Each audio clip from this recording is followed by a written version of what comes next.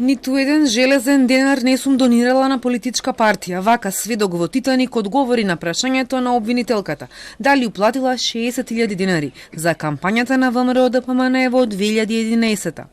Жената, која и невработена, посочи дека потписот на уплатницата не бил нејзин, а прв пат разбрала дека нејзините податоци се злоупотребени кога била повикана во СЈО. Слични одговори даде и друг сведок. Не сум извршила никаква уплата за политичка кампања.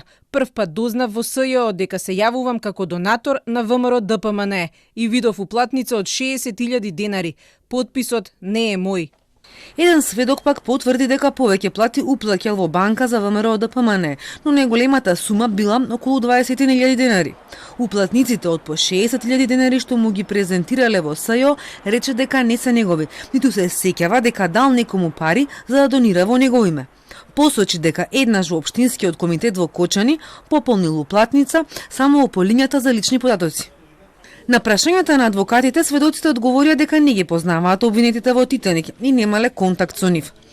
Од повиканите 8 сведоци денеска дојдоа само тројца. Обвинителката Лиле Стафанова, која ги предлага, му објасни на судијата дека некои од нив не добиле покана, а дека дел пак рекле дека не доаѓаат поради состојбата со коронавирусот.